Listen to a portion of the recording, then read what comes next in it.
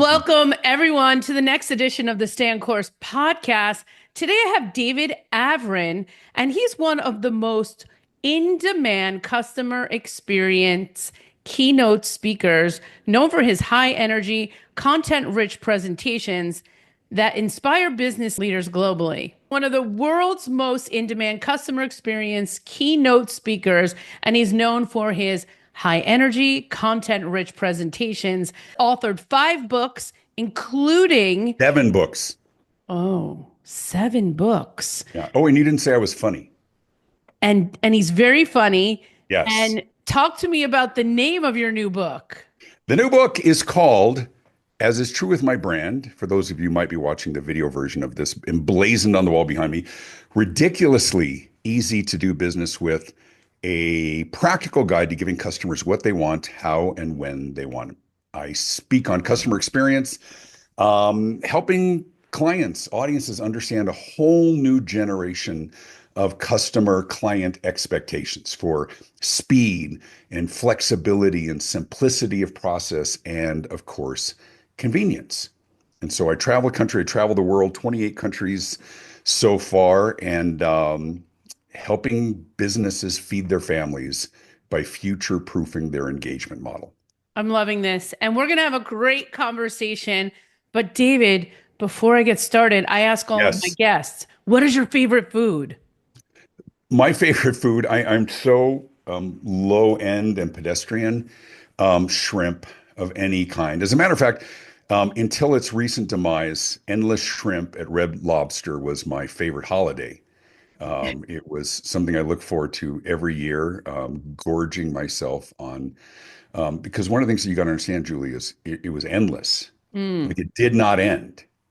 And for me, volume and volume is important. quantity, yeah, sometimes will even trump quality, Yeah. though the quality was there as well. So I'm a shrimp guy, like nuts. I always told my kids if I ever went to prison, was on death row for throttling them, I would have shrimp for my last meal. I love that. You were going to tell me your least favorite meal. Well, it's not even a meal. Least favorite food is onions. I can't eat onions. I have Gene. some crazy gene. My brothers as well. And people are like, you don't like, I'm like, trust me, I wish I loved onions because they're in anything, but I can't. It's like I have that gene. Like I did my 23andMe, I did my ancestry, Uh-huh. and one of the things that came back said, you don't like cilantro. And I don't, because there's a gene that says it doesn't taste like soap. I don't know where that came from, but I don't like cilantro. But I have some gene variation To that onions. oh, Oh my just the gosh. worst, just horrific. Okay, and before we get, I really have one more thing to ask. This is a personal question. What's with the guitar? Sure. Do you notice that I have a guitar and you have a guitar? What is going on here? What is with that? I would love to say that I play the guitar, but I aspire to Oh, play the guitar. It was one of my empty nester intentions, one of my bucket list things, and so I've got a daughter who's incredible on the guitar, and between my wife and I, we've got 5 kids, grown and gone. hmm. Doesn't mean they're off the payroll, but at least they're out of the house. And so we started looking at what are the things that we want to do. I'm still working, still traveling the world, loving what I do. But then there's the little things. I want to build more things in my shop. I want to learn to play the guitar. So you see a guitar behind you, and I have a couple of others, and I'm not good, but Okay. I can play Hey Jude slowly and awkwardly. Mm. Okay. All Yeah. right.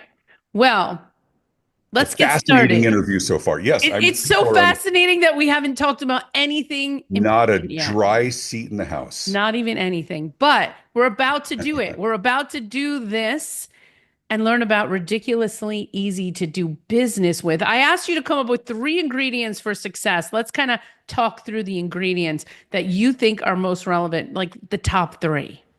Sure. You know what? Let me sort of clarify. One of the things I don't, I speak and I consult and I write books. I've written 7. This one is really the culmination of everything that I do and I teach and I share and I espouse. But I don't talk about customer service. And I don't conflate the two. Customer service is very important. I think we get it. I mean, my God, we've been talking about it for 50 years. I think we know how to be nice to people. I think we know we're supposed to beat people with a smile, not beat them up, but like smile before they do. And, if If there's a piece of paper crumbled on the floor, whose job is it to pick it up? It's everyone's. We've been talking about this stuff for 50 years. But the experience that we have in doing business with organizations, uh, retail, hotel, hospitality, manufacturing, B2B, B2C, it doesn't matter. That interaction, those transactions have changed fundamentally. It's not literally just buying something, going up to the counter. Now, of course, we have e-commerce and we have um, different methodologies for how we learn about organizations, right? The entire internet is in our pocket. And so that's part of that experience. How do we research organizations? How do we select who we're buying from? How do we connect and converse? How do we pay? I get asked all the time, do you take PayPal? Do you take Square or Zelle or Cash App or I don't know, whatever. My kids would have a whole bunch of. I mean, the answer is yes. Julie, the answer is yes. My God, they're trying to pay me. So I say yes, but that's part of the experience. Right. They ask themselves now, customers and clients, and we're all customers, right, of something. We don't necessarily ask ourselves a question, was that friendly? We say, was it simple? Was it frustrating? Was Hmm. it easy to resolve an issue or reach a real person or whatever that might be? Do we have visibility into the process? Right. Of course, Yeah. in a way, we're all competing against Amazon, right? Because Amazon gives us choices, gives us confirmation It's when we so order. easy. It's just so We easy. one click, and they originated that. We know when it's shipped. We know where it is in process. We know when it was delivered because we see a picture and a text or an email that shows us. And so we're learning from some of these organizations. Uber is the same kind of a thing, right? We can see what the car is. We can see the ratings, so we feel safer choosing the driver. We can see that they're turning left on Second Avenue Yeah. and how far away. We've never had this in the history of history. No. So part of what this whole new generation of conveniences and visibility and processes is it's changed us. It's changed our expectations, Hmm. how easy it is to do business with an organization. And so today, as I profess to audiences and organizations when I'm consulting as well, as I say, it's not a question of are you competent or qualified or compliant, maybe from a regulatory perspective. Here's the question: are you preferable to the other alternatives? Because everybody's good. So back to your question, what are the most important things? In my book, I cover 28 different points of friction of how we can be ridiculously easy. But the most important things it really comes down to is a few key ones. Number one, every survey, every study, especially everything post pandemic, points to one specific driver of customer behavior. Now, I ask organizations what they think it is, and here's what I get: our quality, commitment, caring, trust. It's about the people. And I say, all important. Here's what the research shows: the most important thing to customers and clients, probably no surprise, is speed. Hmm. Speed of response, speed of access to information, speed of issue resolution. Nobody wants to wait. They don't want to wait for answers. They don't want to wait for delivery, whatever that might be. Um, and we can say, people can dismiss this saying we're unreasonable, we're expecting. It doesn't matter. If your competitor can do what you do, but they can do it faster, then they are preferable. It's a better experience. And if we feel like we're made to wait and it was unnecessary, like if you show up at a restaurant and the restaurant is half empty and they tell you it's a 30-minute wait, we're all sitting there going, what the hell, right? It's Yeah. probably a staffing issue, but right, we don't want to wait. So the three things: number one is speed. Always comes up number one. Number two is convenience. And the opposite of convenience is inconvenient. And this is where businesses have to take a look at themselves and look themselves in the mirror. And they got to walk their own journey. It may be clear and intuitive and understandable to you because you created your customer journey. But if you were doing it for the first time, is it obvious where you go? People go to the app and they can't find. I mean, you ever go to a website and you have a simple question and there's no phone number. No, Like, it's like an hour. You're trying to find the phone number for an there's hour. no freaking phone number. And I in most know. cases, there isn't, right? And they made an Right. intentional decision, like we are so good that that we're not going to put a phone number and our customers are going to be fine, right? What are we going to do? We're going to give them a contact form, which is like voicemail of the internet. Oh, And yeah. people get very, very frustrated. It's great for the company. Customers hate it. So first on the list, speed. Walk your customer's journey. Do things take unreasonably long period of time if you didn't know what the real process was, right? If you were coming in blind like a customer, Yeah. how long does it take to get what you need? You call an organization, please listen closely as our menu options have changed. Can I stop you there for a second? Because, Go ahead. right after COVID, we went through this whole shift, especially within the hospitality fast food kind of industry. Right. And I noticed like I was going into Chipotle or wherever I was going in, and I was there to like encourage the staff. Hi, how are you? Like, what's going on? Like, I felt like I needed to be the light because it felt so heavy and dark everywhere we would go. Right. Everybody was so miserable. And it took so long for everything to happen. And there were all these excuses that people were stacking up. Oh, Yeah. they're short staffed. They can't, the blah, blah, blah. And I'm like, I don't care. Like, if I'm coming into your store, I feel like you should say hello to me at least with Right. a smile. Well, but think about the inconveniences during COVID, right? Necessary, distancing, all of the other things. But how long did they keep up that excuse? A long time. Right? Go It's into still restaurants, there's going still on, David. It's right, still right. going on. There's still restaurants that don't have seats. Or here's the worst for me because I'm older and I've got bad eyes, is we sit down with another couple, we're going out to dinner, my wife and I said, can we get menus? And they said, no, scan the QR code. Oh And I'm no. like, I'm 61 years old. I can't read your menu on my phone. And they said, and sometimes the response is, well, it's easier because we can change the menu items. I said, well, it's easier for you, but do you have an option for your customers who can't read tiny things? I mean, more and more. I have a whole chapter in my book about being ridiculously easy to see. Most marketing materials are designed by people in their 20s and 30s, but Yeah. the revenue comes from people who are 50 and above. There's a disconnect, right? Form over function, tiny. People hand me business cards. I can't read those, right? Yeah. They're tiny. Right. It's crazy, but you know what I'm thinking now that you're bringing all these things to my attention. It's like these are the barriers to entry.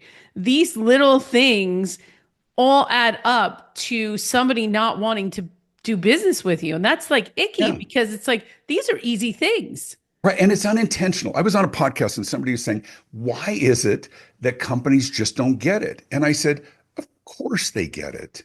These are smart people. I'm a big fan of business. People are working their butts off, trying to feed their families. But sometimes they've got their head down and they're working so hard that they forget to put their head up, take a step back, and walk that journey from their customer's perspective. As I Yeah. said, I've spoken to a lot of CEO roundtable groups, and they will always tell you they all think that their competitive advantage is their superior quality. And I'll tell them, I said, understand that quality is, here's another example. I was keynoting a conference, and right before I got on stage, the CEO did his sort of beginning of the year rah-rah speech. It was like a January kickoff meeting, big organization. And he says at the very end, he says, and remember, at the end of the day, it's about quality. We will win on quality. And everybody cheered. And I thought to myself, I could not disagree more. Wow. At the end of the day, it's not about quality. Friends, at the beginning of the day, it's about quality. Quality is the entry fee. You better be damn good at this, or the marketplace will figure it out, right? We got now TripAdvisor and Yelp and Rotten Tomatoes. I mean, there's no shortage of ways you're going to be outed if you aren't good at what you do. At the beginning of the day, it's about quality. But at the end of the day, it's about competitive advantage. It's not what do you do well. It's what do you do better than others who do it well. And I would submit, and I make a living at this, is that the customer experience is the new competitive advantage. And it's not, are we smiling? Are we ridiculously easy to do business with? So back to your Wow. question. Number one was speed. Number two is convenience. And this is all a self-evaluation, friends. I mean, you got to walk through and say, are we inconvenient? Do we look at us compared to others and even other industries? And the third one, which is kind of tied to the other two, is is uh, is options, choices, which is difficult because companies want some level of predictability, Hmm. right? Predictability of customer journey and selection, and because then they can anticipate revenue and profit and cash flow, right? They can plan for that. They can hire for that, right? If we can standardize this. Here's how. At the same time, we have more unique scenarios, we want more options. You might hear the term omni-channel, and you hear that a lot. Omni-channel basically says no matter how your customers want to do business with you, find a way to let them. Because I guarantee you, the people who are 80 years old, who oftentimes have pretty good spending power, they want to communicate with you differently than the 22-year-olds, who also conversely oftentimes will have a lot of spending power. They want to pay differently, they want to talk differently. And if we restrict that to one way, we are shortchanging our opportunities, choices, options, not just what to buy, but how to communicate, right? Mm. But when organizations kind of push you to do business the way they want you to, right? You'll be on hold for a company and over again, they'll say, good news, you can now use our texting feature. Well, good news, I don't want to, but I understand others do. Another example where they try and push you, you go to a grocery store and you've got three checkout lanes, one person staffing them, and 26 self-checkout. And they'll say, no, no, no, we give you options. It's not options. That's social engineering. They're trying to push you to do business with you the way they want you to, and without legitimate choices. Like, do I stand in line behind nine other carts, or do I try and do the self checkout with this massive cart full of food, Yeah. right? It's so So annoying. yeah, so there's so many things going on right now, Julie, that makes it no shortage of content for me, for my Well, books, for my presentations. But I do believe that companies it's we're in the middle of a grand experiment. They're trying to do the right thing. They're trying to find ways to maintain and manage costs, right? And then they're also trying to find how much we're willing to put up with. If we're yeah. pushed to AI and chatbots and voice assistants, you know, um, the pushback they get is they think, well, look how much money we saved. The bean counters love it. We just laid off, all of our checkers. In the meantime, we're screaming into the phone, real person, agent. I know I I, want a real I, person all the time. You I know, think you said no, no. Right. it's crazy. I'm writing a book, David. I don't know if I told you this, but I have a book. It's called Before I Lead, and it's all about just leading in the age of AI and leaning into this like you can't replace leadership with AI. You cannot. Right. But you can supplement tasks, right? The challenges, and it's all getting better. And honestly, within the matter of a year, it's going to be much more conversational. But right now, AI, in many ways, some of the chat features, it's just a glorified FAQ, right? I mean, Yeah. and how often, maybe I'm the only person, I don't think I've ever asked a frequently asked question, because whatever question I have, I can never find. And then, of course, the chatbot, because I have some complexity to my questions. I've got this situation, and I'm trying to do. It's one of the. I'm struggling right now with a thing with my calendar. That every time I schedule something on my calendar, it moves it to a different time. The AI chat feature in Google doesn't understand my issue, and they keep coming back. Are you trying to set up your calendar? No, I've got my calendar. I'm trying to, and agent. This Well, is before we terrible. send you an Google agent, is the let me. worst. Yeah, and but once again, their business model is how do we how do we solve as many pedestrian issues as we can without having a real person involved? Is one of the advice, the counsel I provide to organizations where I speak and consult. I tell them, I say, understand that there's a place clearly for AI and it's growing, but you don't deploy AI agents so that you don't have to talk to your customers. Yeah. You deploy them so that you can offload simple issues so you have the time to talk to the customers who need it. Yeah. Let's talk about Google for a second. Have you ever Sure. done work with them? Did you ever do any, It's stunning to me that they haven't asked my advice. because they don't want to, because they are the worst. I mean, the thing is that they have like cornered the market on what they do. So there really isn't anything else you can do. Right. But I'm paying them tons of money, and I would like to know why. I just would like to know. Like, I need to get on the phone with somebody to go through, like, why am I having all these charges? I know that I need one of them, but why am I? And I still have not figured out how to get them on the phone. Yeah. Well, and they don't want you to figure it out. No, they Not because don't. they're bad people, but because they think if it's easy to figure out, it's the same thing like with their algorithms. We all try and, work the social media algorithms. But if everybody figured it out, then then nobody would be able to be effective. But a better example might be Meta, right, with Facebook. Because it's a free platform for everybody who uses it, right? They make all the money through the advertising and all of that, as well as there is no option to talk to a person at Facebook. And if they tried to staff that, they've done the metrics and they said it would cost tens of millions or hundreds of millions of dollars a year, and they would be overwhelmed. So they took the easy way out and they said, you just can't. Ugh. Sucks to be you. It's Yeah. free. Because I struggle all the time because there's all these fake accounts by the hundreds using my pictures and my kids and everything else.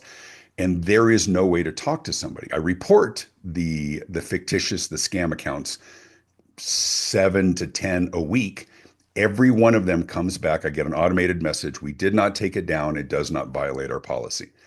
There's no appeal. There's no one to talk to. It's my pictures, my name, my children scamming people, but apparently according to their right. So that's a whole other category of frustrations. I think for the rest of us, for small business owners and otherwise, I think there are legitimate ways to stand out and stand apart.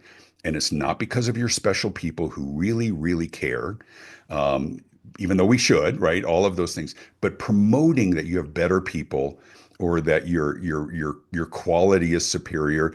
It doesn't work anymore. Today, how it is to do business with you as a company. Was it simple? Was it frustrating? Was it Mm. intuitive? Was it preferable? Is a real opportunity to future proof your business and to differentiate from your competitors. Yeah, I love the topic, and we don't think about these things. We don't test them. I think that we really need to get feedback from our customers. And Yeah, and there's is some great platforms for doing that. There's simple platforms like Happy or Not, right? You go to the um, airport or McDonald's, there's like just the four buttons, right? yeah, Probably the simplest. I even talk about them in my book. And then there's some very in-depth voice of the customer thing. But you're absolutely right. We need to be constantly taking their temperature, asking questions, and then we have to do something with that information right. to improve. Yeah, because especially for small business owners or speakers, we're only getting like one chance. If you're not available, they're going to move on to the next person because most of the time somebody's in pain. That's why they need a coach or their Right. business is suffering. But then also as a speaker, as a professional speaker, you need to be available because they're going to move right on to that next person, aren't they? Right. And it's super easy because there's thousands of us, right? It's one of the things when I speak to my colleagues, and I've been fortunate to speak to uh, almost a dozen of the international speaker associations and to share with them. I've been honored to be invited to speak. But I tell them all the time, I said, if you don't have a phone number on your website, are you kidding me? I said, I'd like to thank all of you who have contact forms on your websites because you put my kids through college because I was able to respond faster. And they're like, but I'm on airplanes. It's like, yeah, but who's leaving a message anymore? It's like voicemail. Like if you called some organization and they said, hey, I'm out working in the field, leave a message. I'll call you back when I get back to the office. Nobody leaves a message. No, I'm calling the This isn't next person. 1987. We just go to the next person. Yeah. So that's another part is being ridiculously responsive. There was an interesting study in the Harvard Business Review. It said that there's 100 times better chance of winning the client with a response within 5 minutes. Wow. Not 100%, 100 times better. Wow. Now, admittedly, it's not always feasible to have a response within 5 minutes, but I think what it really points to is oftentimes the first to respond gets the gig. Yeah. Because Well, once you find what you're looking for, you stop looking. that's right. I always heard that comment, money loves speed. Oh, that's a great comment. I got to find out who said it, so I make sure I attribute that right. Money Yeah, I don't loves. know. Money loves speed. I don't know who said it, but I've heard many people say it from the stage. Okay, then I have to not say it if everybody else says it, but I'm still going to look it up because I like that. Money loves speed. It does. Yeah. And and 30 years ago, speed might have meant doing a schlocky job, right? Because you're cutting corners. Today, speed means responsiveness. It Mm. means getting your customers or clients what they want faster than others. And and your internal process, or I'll get back to you within one business day. Sucks to be you. because somebody else, they're going to move on. Now, you may Yeah. think that's an absolutely respectable and workable response time, but you aren't the one that gets to judge that. Yeah. That's what customer experience is. It's all evaluated from the customer's perspective. And that really is a profound shift. Hmm. What do you think of these calendar apps that ask people to sign up for a time? Do you like that or not? Oh, I like it. I mean, it gives them an option. I mean, once again, what that does is like Calendly and some of those, which Yeah. even it's very difficult to say. Um, it prevents the back and forth. Does this time work for you? It lets people choose the time that they want. Here's where I struggle with it, is when people are approaching me to saying, "Hey, I would love to have you as a guest on my podcast," and then giving me homework. I mean, sometimes I'll get it, and I've talked to others in podcasting, and you and I actually met at a big podcasting convention, um, and I'll get a questionnaire, like a 3-page questionnaire Oh to prepare gosh. for the thing. I'm like, it's your freaking podcast. Don't give me homework, or I'll send it off to my assistant. I don't mean to sound elite. I'm just busy. No, I get that. So, Who wants to but fill out a form, David? I don't do forms. I yeah, I have an don't know. aversion to them. I break out in hives. It's a whole thing. I don't like forms. Yeah, I do like the calendar apps. I think those can be anything that avoids the back and forth, anything that helps expedite to get us what we want quicker. But I'm also a big believer, once again, back to omni-channel, give people choices. Give So people. even at my website, I mean, and I'll be honest, you go to my website at davidavrin.com, there's a contact form. And there's also phone numbers for myself and everybody on my team, email address. I mean, no matter how it says, if you need to reach somebody right away, here's a phone number. We are ridiculously easy to get a hold of. And that's part of our superpower because our competitors, you and I both speak, our competitors, our friends, our colleagues are really good. I mean, there's some speakers who are the people who I'm often up against for a final decision for a potential speaking opportunity. They're stellar speakers. And this is true for every industry, no matter who's listening or watching, your competitors are good. They're really, really good. And here's the worst part, friends. They're really good people, right? We're all just trying to feed our families. So you have to find legitimate ways to be a better choice and be more responsive and faster. It gives a real indication to that prospect of what it's going to be like to do business with you. Right. So I actually did a presentation a couple of weeks ago, and a young woman came up afterwards, and she says she's small business. She goes, "Okay, here's what I'm struggling with." This is true. This is like 2 weeks ago. She says, always feel like if I respond too quickly, then I just look too eager, and they're like, I'm desperate for business." And I said, "No, you look professional. Don't overthink that. They're reaching out and you can respond quickly. It doesn't mean that you're waiting by the phone going, oh my gosh, I'm going out of business. I need your business. But no, it means you're giving them an indication of this is what it's going to be like to do business with me. And so in my business, we are ridiculously responsive. If somebody does fill out the contact form, which is one of their options, that form goes to 3 different people in my organization, and I'm one of them. So we are guaranteed to get back to them very, very quickly. I have a big tour coming up. I'm going to spend most of the month of June, as of the taping of this interview, in Australia. And so a Wow. lot of my calls right now are overnight. And so when my client, now there's times we can figure out, but if my client is struggling with availability, I'm the one talking at 2 in the morning or 4 o'clock in the morning.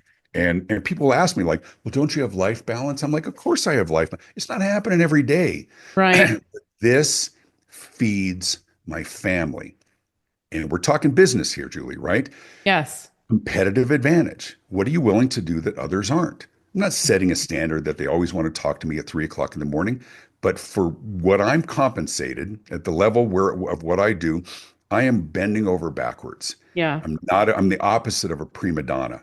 Uh, but once again, that's my competitive advantage. By the time maybe one of my colleagues responds to a form, I've already got a contract on the way because I've talked to the client twice. Wow. It's amazing. Well, David, you've definitely given us some food for thought, things to think about and implement into our business. Tell us where our audience can find out more about you. Absolutely. It's just my name, David Avrin, Avrin, davidavrin.com. You check out social media. In most of those cases, it's the real David Avrin.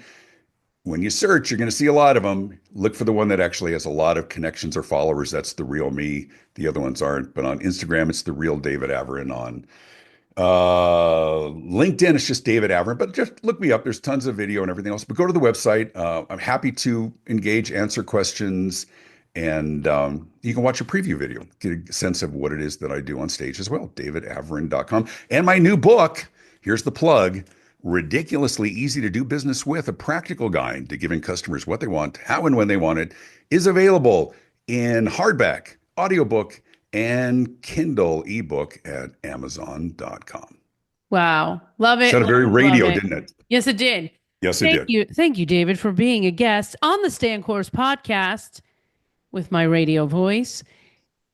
I just want to say one last thing. I Sure. expect that we're going to be getting like documentary like footage from your tour. I want like shorts. I want all of it. Oh, yeah, from Australia. Yeah, Yeah. absolutely. Yeah, we're really fortunate. I've been in Dubai twice in the last several months, and then we did a big European tour, and apparently we're doing another European tour in November. And I know this sounds really glamorous and super fortunate, plays really well on social media, travels hard, but the destinations are worth it, right? And the client work is worth it. And I'm really fortunate. My mom passed away very young at 69 years old and never owned a passport. And Wow. so I know how lucky I am. And then hopefully you and I will meet on the road Yes, we will. somewhere or keep in touch. And I appreciate you having me on the show. Thanks, David. Thanks for being a guest on the Stay on Course podcast.